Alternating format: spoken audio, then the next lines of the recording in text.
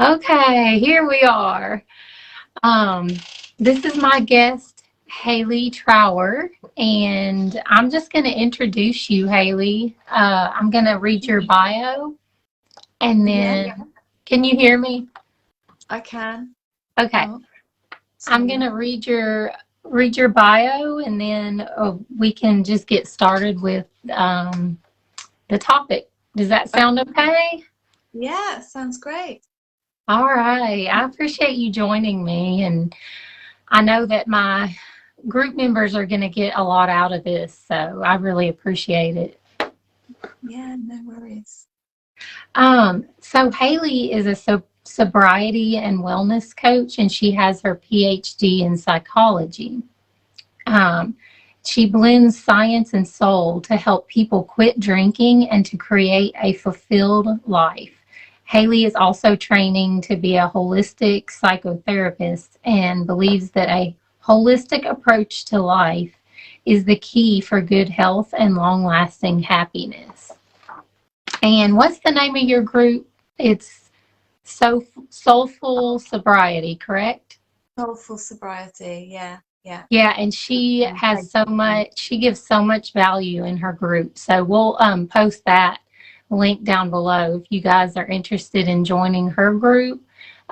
She brings so much value to that group. So I'm always, saying how her posts are so valuable to me, and and I think about them when I think about when I was going through sugar addiction and stuff. So it's a really good group if you guys are interested in it. But so do you want to say anything more, Haley, about yourself, or just tell us a little bit more about you and how you got to where you are?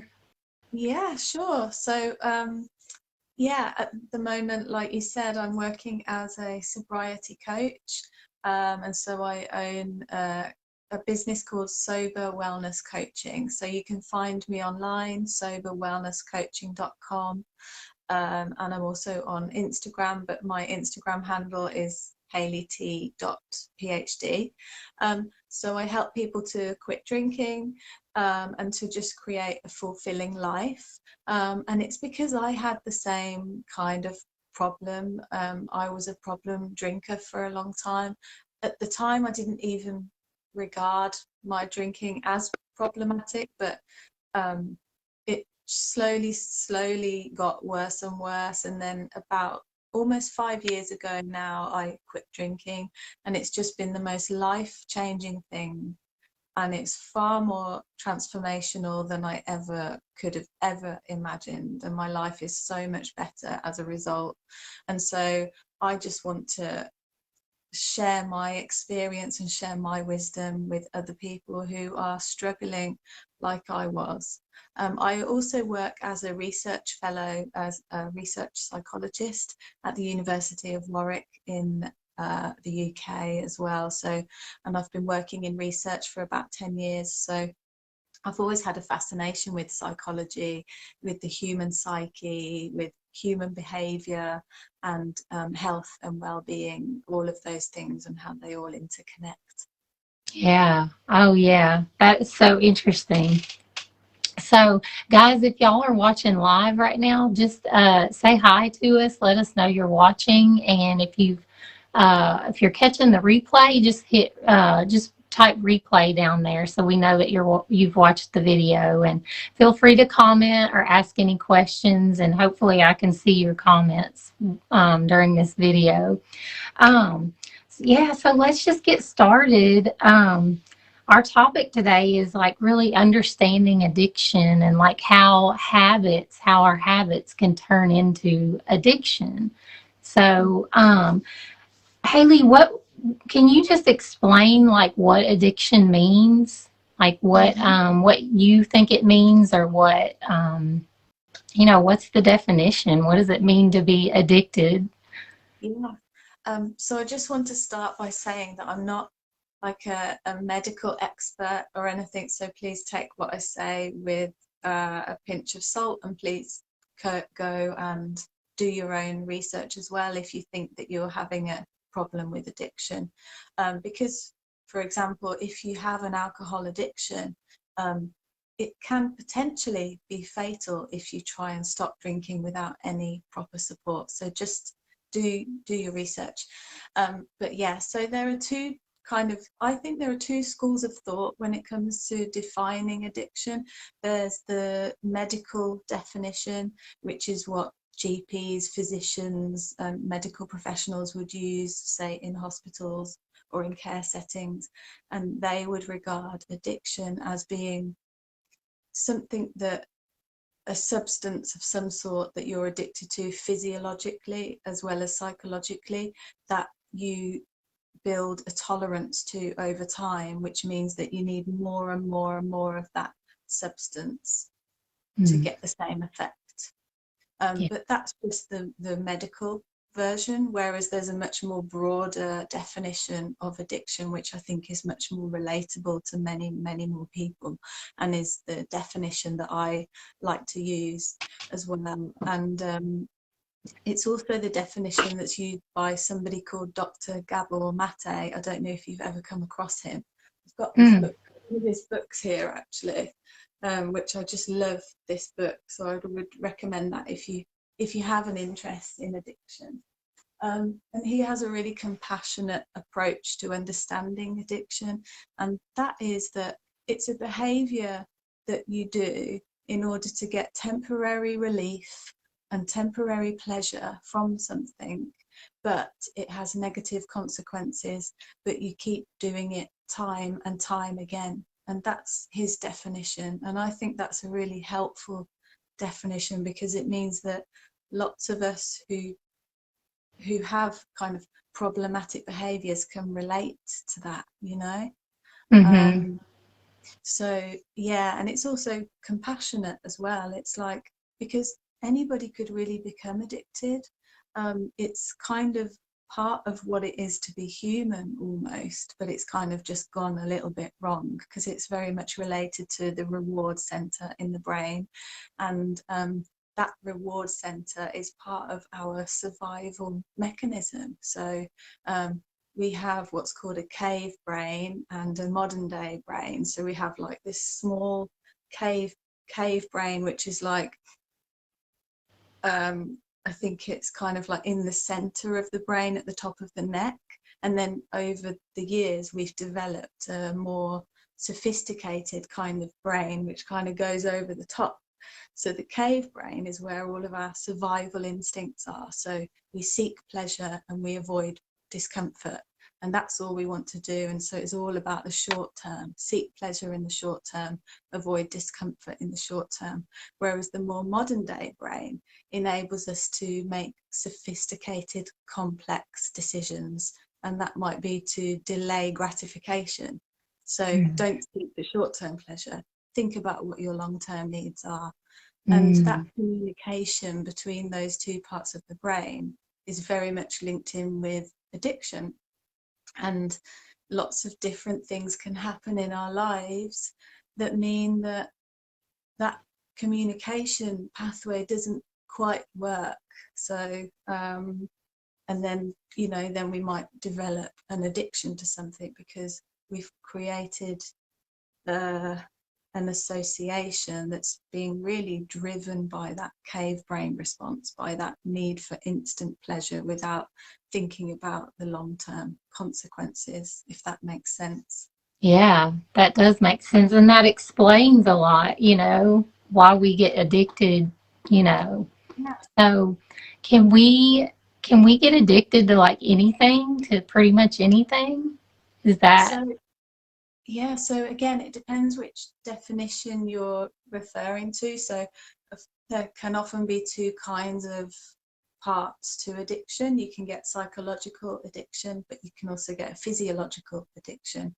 And so you can get physiological addiction to substances like alcohol, drugs, whereas the psychological addiction you can have for other things like gambling, sugar, shopping, sex, all sorts of different things. I know that Gabor Mate, who I mentioned earlier, he talks in detail about his addiction to buying classical CDs, and he regards it as an addiction because it impacts his family life, his wife. It puts him, like, he spends hundreds and hundreds of pounds. He'll go and like cancel a client because he has this urge to go and buy classical CDs. So Oh, yeah, wow. you can get addicted to all kinds of things. Yeah, So if it's interrupting your everyday life or your, your relationships, things like that, then it's an yeah, addiction pretty much. yeah. I Wow. would say no. If that, and like, if that's a label or a term that you can relate to, sometimes that word can sound a bit scary as well, can't it? But um, Yeah. I like to use that term, but it depends on the individual. I use it too, but what I've learned, like, um over the past couple years of like working with clients and things, people don't respond well to the word addiction. They don't want to think that they have an addiction, even if they do. I don't know if you found that same thing. Yeah. I have. Maybe they have a craving, or they have, um, you know, they have it on their mind a lot, but they don't consider themselves to be addicted necessarily. I think So, that's really true, and that's really common. And so sometimes it's easier to use the word habit because that's more yes. relatable. You could say that you've got a problematic habit, and Mm-hmm. I think it's fine to call it that if within reason. I guess it just depends on the individual. But even in my own experience, I didn't think I had an addiction, Yeah. at the time, but it's only now when I look back that I realized that I did. Mm-hmm. Yeah. Yeah. I'm kind of the same way. I knew that I loved eating sugar, but I didn't know that it was actually an addiction, till years later. I just I didn't think of it that way. So, yeah. Yeah. Um, so can you kind of talk about your story of addiction and like what you went through? I know you went through being an alcoholic, but also I know we've talked about you getting addicted to sugar too. So I thought that was interesting. So can you tell us a little bit about your story? Yeah, of course. So I was about 14 and I was really shy and really had no self-worth, no self-confidence, no self-esteem. And I wanted to be confident, and I wanted to have a personality that wasn't me. And so I started drinking from a young age to get that buzz, and it felt good, the dopamine hit. And also because it meant I could be silly and I could be loud and confident, and it gave me this like layer of like confidence. But really it was an illusion. But that was when you're young, you know, that's that's what I did. And it was just over time that it became a habit quite quickly because all my friends did it, and that was just what we did every weekend. Um, and then I went to college and it got worse. And then I went to uni and like lived on my own in halls of residence, which was just an excuse for a party because you're not at home anymore. And so, yeah, like my main reasons for drinking were because otherwise, without it, I felt like I didn't have a personality, and I didn't like that I was quiet, and I didn't like that I was reserved. And I just, yeah. At the time, it was also really fun, but it was it had negative consequences as well. And then by the time I got to my mid 20s, it started to have more negative consequences.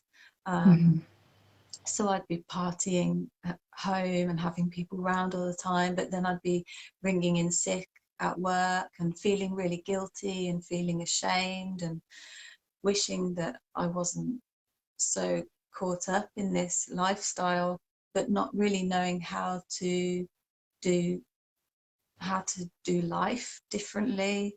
And so there was a lot of emotional turmoil that started to be caught up in that.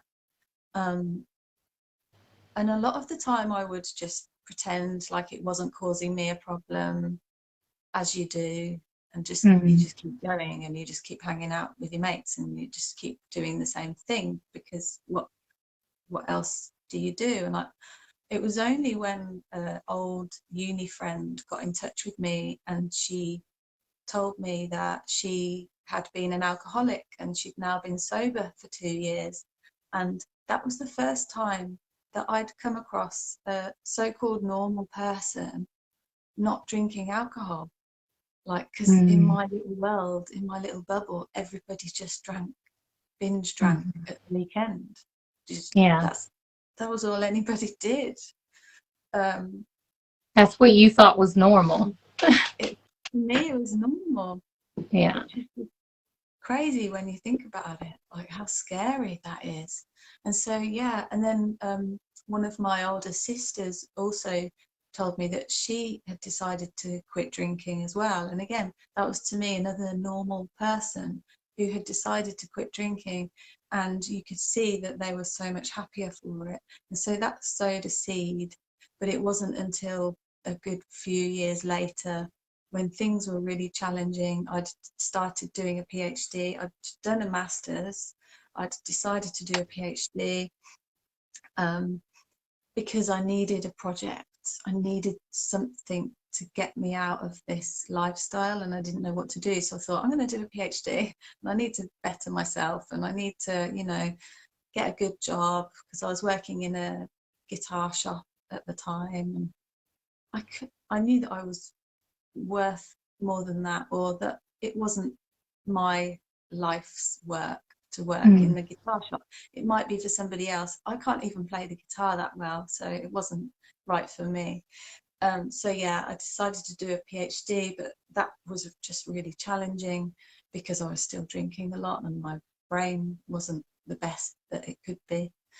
But actually, I think it was around about the age of 29. It was about halfway through, about 3 years in, because I did the PhD part-time. 3 years into the PhD, I started to have like stints off alcohol, so like 3 months off, and it was amazing. And then I would start drinking again, and then I had another like month off, and then would start drinking again. And so that was like a phase for a couple of years.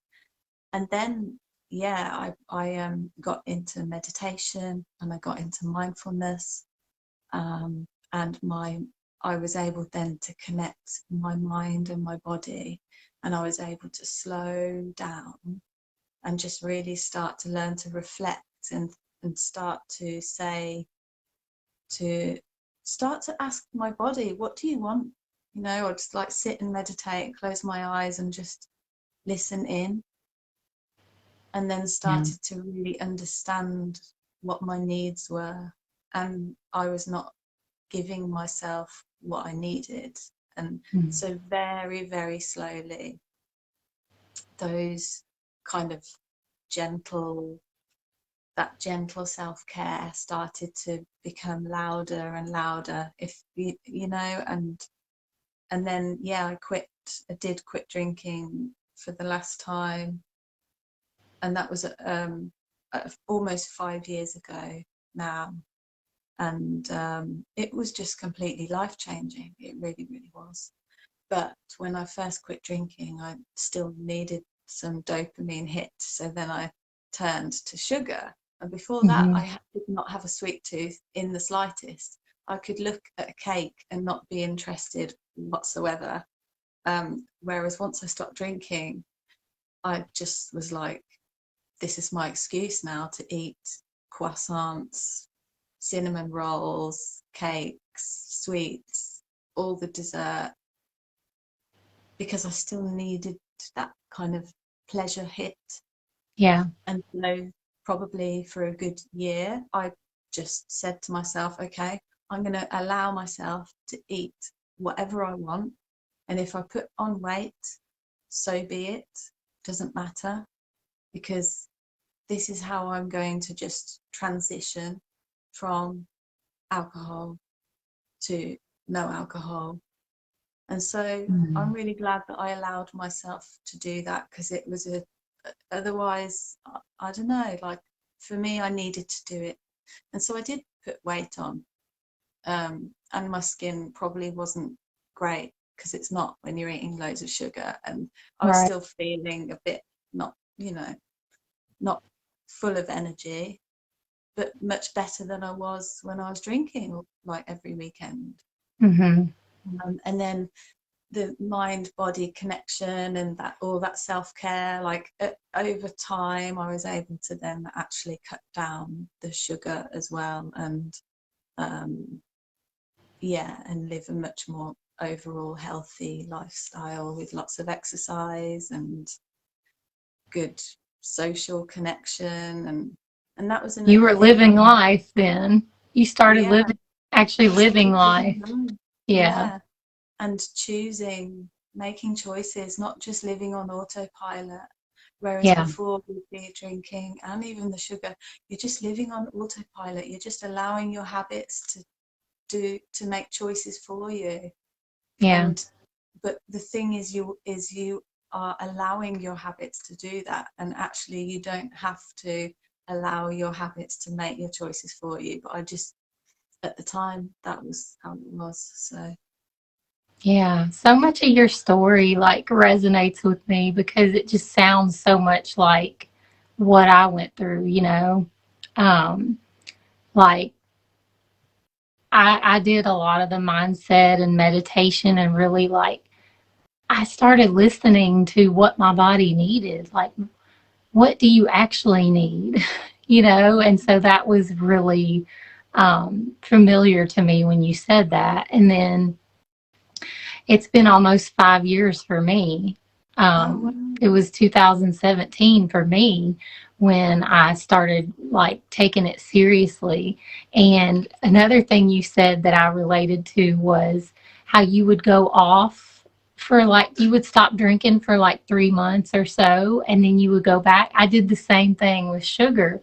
Like I would try to get off of it, and I would stay off of it for a month, 2 months, 3 months, and then I would go back to it. Like if I went somewhere and ate something with sugar, it would just, I don't know, it would like do something to me to where I just couldn't stop. And so I think for me it was like just I had to change my mindset, and I had to get in touch with what I really needed and in tune with what my body really needed, to, really know how to quit this for good, Yeah. And I and think be in control about, of it, I guess. Yeah. yeah, but So, it's like sometimes you're like, well, how do I actually do that? But it's kind of, it's hard to teach someone in a way. It's like you need to experience it. And yeah, yeah, I agree. I agree. Like it's just, it's so funny how similar a lot of our stories are, And then too with I just talked about this on one of my posts.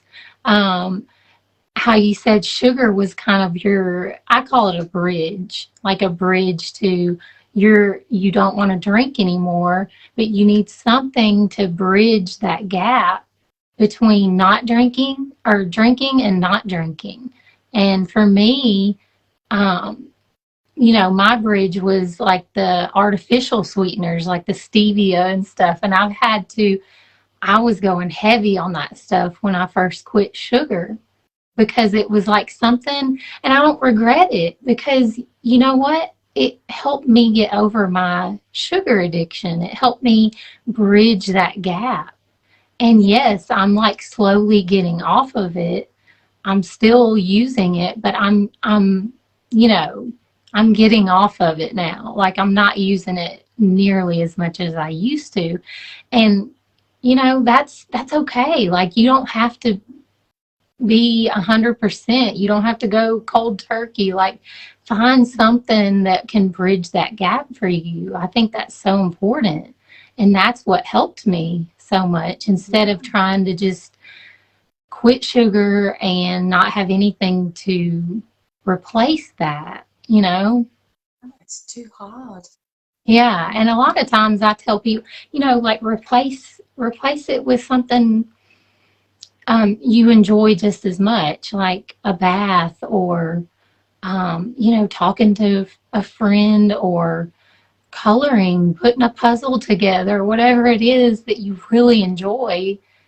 You could do that, or you could, if you're addicted to sugar, do the stevia for a while, but know that that should be temporary. It shouldn't be, forever because, you don't want to have an addiction to that too.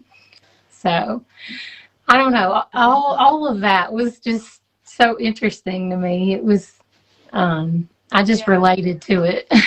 So, I think, and you know what? And I think so many people would as well. Like so many people have a similar story, but they keep it to themselves, and there's always so much shame around it, in the beginning. And so yeah, it's really nice that we can both relate and connect on, with regards to our personal stories. yeah, yeah. Um, so when did you actually realize you had an addiction? Like, how old were you, or what, were you like in college, or what, was there some point in your life that you remember that you like actually had that realization, like, I'm addicted? Well, I can give you two answers. The first one is that I didn't really realize that I had an addiction until I was sober for 3 years. And then I Wow. started training to be a coach, a sobriety coach. And then I started to read up about addiction and what it is and what it means. And then I realized I had like this light bulb moment, and I was like, oh my God, I had an alcohol addiction, but I just didn't Mm, relate to it at the time. I just didn't see that. But I suppose my perception of it was, I still reached a point where I thought, I have a problem and mm, I need to stop this and I need this out of my life. mm-hmm, And that was like probably when I first started to try and control my drinking. Because there's a point when you're not even trying to control it, you're just doing it and you don't care what the consequences are. But then there reaches a point where, and it might have been the same with you, where you kind of put strategies in place and it's like, okay, I'm just going to have um, one glass of wine tonight, or I'm going to have a soft drink in between each alcoholic drink, mm, or I'm going to drive so that I have to drive home. I'll drive to the pub so that I have to drive home, and different kinds of things like that. So those kinds of behaviors probably started around my mid-20s. mm-hmm. And Yeah. then over time, the more that I tried to moderate my drinking and the more that I tried to control it, the more that I realized that I couldn't control it. And so that was when I started to realize more and more that this is really hard. Why is this so hard? Why can't I stop? I think this is a problem. So it was then like probably my late 20s when I thought moderating isn't working. I need to just stop. Mm-hmm, The only option for me is to just mm-hmm, stop.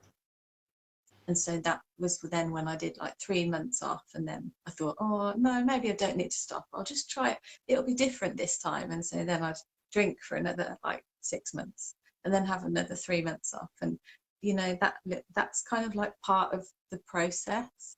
and then you're like, okay, no, I still need to just stop. So Mm-hmm. yeah, I guess late 20s, but still didn't really realize the severity of it until I'm 36 now, so like until I'd been sober for a few years. Wow. Yeah. Yeah.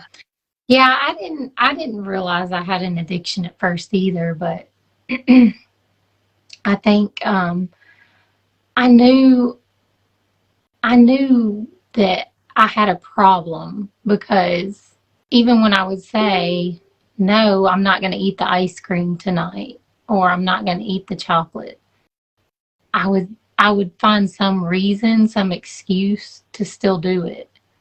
And Yeah. then I would be upset with myself. You said you weren't going to do it and you did it anyway. Mm. And then I knew I had a problem. So, So frustrating, isn't it? And we beat ourselves up so much when we do that, and it's just so sad. Like, yeah. yeah, it So I know is. exactly what you mean. But we can relate to so many people that go through that. And so I think that's why we want to be coaches. That's why we want to help others because we've been through that struggle and we know what it's like. And we Yeah, can, we've done it and we can help you. And we're passionate about it because we've been through it. So, yeah, yeah. it comes from the heart. Yeah. Yeah, it does. Um, so what are the warning signs of addiction? Do you have like warning signs that like people should look out for? Like ask themselves, I have an addiction if I do this, or do you have any warning signs? Yeah, so um oh no, my phone battery is at 15%. Oh, Um well, we'll try to get through these questions. okay. Um it was all that messing around with trying to get Facebook Yeah. Live to work. So, yeah, warning signs. I would say if you're doing this, your behavior, habitual behavior in secret, then that's a warning sign. If you're secretly going to the car and eating sugar, or you're doing it when you're away from your friends or your family, that's a warning sign. Another one is that if you're using it as an emotional crutch, so like if you're feeling sad and you always turn to that thing to help you to feel better, then that's also something you should maybe think about, you know, is that a warning sign or not? And also, like, if you're feeling happy and you do it, but any kind of emotional Yeah. relationship is Mm-hmm. potentially a warning sign. It might not be, but just, something to think about. And also, if it's something that you do even though you don't want to do it, that's also a warning sign. Like you said, I'm not going Mm-hmm. to eat the ice cream tonight. And then you do it anyway. And then you Mm-hmm. feel guilty and then you feel ashamed. That's a sign that it's potentially become an addiction, or that it's problematic. So Mm-hmm. I think those are three really key ones. And there are lots of others, but I think those are the main ones. Yeah. I think for me, it started as emotional eating. Like Yeah. I would eat the sugar to feel better, to de-stress, like after a long day, you Mm. know. And I think that's when it started for me, it was the way I was coping with my stress. And then, that turned into an addiction, like it turned into a habit. It was just a habit after that. Even on days I wasn't stressed, I was Yeah. fine. It was still a habit that I couldn't stop by then. So, That neural pathway has been made, and it's just then, like you say, it's a habit, and it just makes the choice for you, and you just go with it. exactly. Yeah. Yeah. Yeah. True. So, I guess we talked about this a little, the steps you took to overcome your addiction. Did you get support or did you do that all on your own, or how did you do it? I remember looking for support. So I looked at AA, which is the obvious one, but I just felt like I couldn't relate to it, and I just didn't think it would give me what I was looking for. So I didn't go down that route. Um, and then I looked online for like other support, but all I could find was, to me, what seemed extreme for my situation, which was rehab, AA, Yeah. GP. I didn't know that sober coaches existed. That was why I decided to become one, because Mm, I think sobriety coaches can fill that gap that was missing, that gap, there was that lack of support. Uh, I could see this massive hole. So I mm, actually did it on my own in the end. I went to Buddhist center.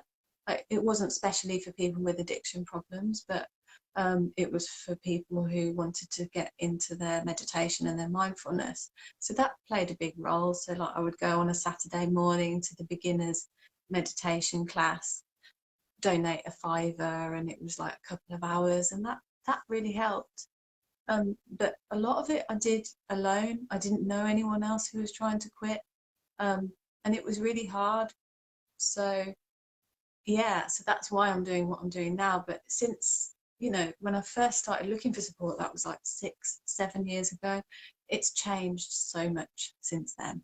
There are yeah. so many sober coaches. There's so much quit lit, which is like, that wasn't really a thing either. Like, the only book I read, one book, this one, this changed everything, 8-step recovery. Okay. and that was about using Buddhist principles to help you to quit drinking, and it was that book that changed a lot for me. So that was probably where most of my help came from at the time.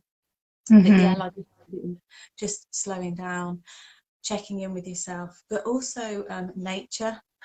So I started going trail running, Mm. getting outside, and that having a goal, a fitness goal to work towards, was um, really, really crucial, actually, in my recovery from alcohol at 100%. And Getting outside, being in nature, feeling good about achieving a goal, feeling good about being in nature. yeah, Yeah, yeah.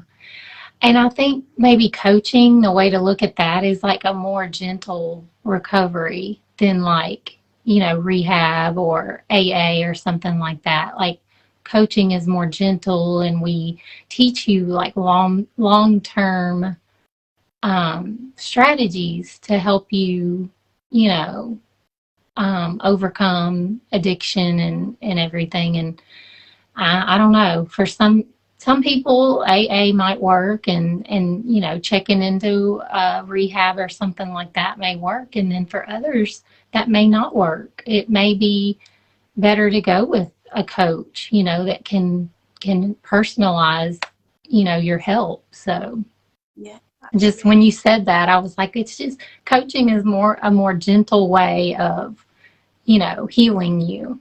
So Yeah, I agree. I agree. Yeah.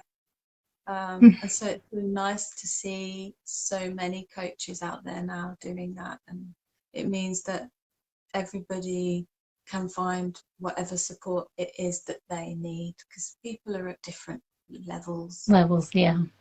Yeah. So So true. So what is one of the most helpful pieces of advice you wish someone had told you when you were trying to quit drinking?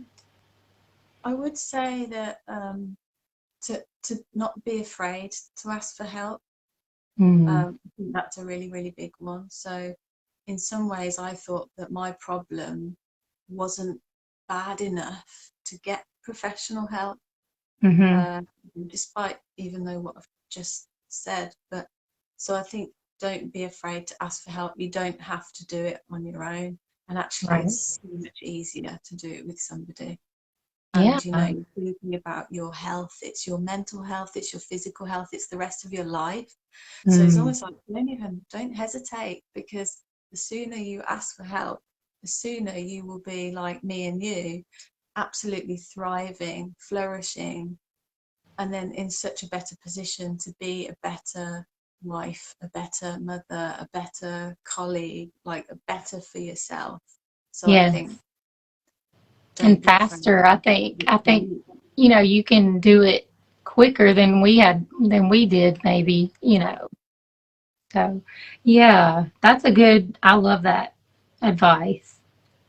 I've got 10% battery left, just so you know. It's like Okay, cutting down really quick. we got two more questions. So, what should we do if we notice we are starting a bad habit that could turn into addiction? What would you say? Yeah, I think if you're noticing that a habit is potentially turning into addiction, do something different. Make a different conscious choice, because habits are like a repeated sequence of events. So, for example, you're coming home straight from work, you're having the sugar or the wine, whatever your habit of choice is. Have something different and just do that for a week and just change that neural pathway. Mm, So I think, and just be honest with yourself as well. There's no point lying to yourself.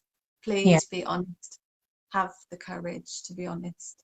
But yeah, I think making conscious choices and not allowing your habits to drive your decisions is really, really powerful. So try and be more mindful, try and be more in the present moment, do different things, have a cup of tea instead of a glass of wine, have a packet of crisps instead of sugar, whatever Mm, it is.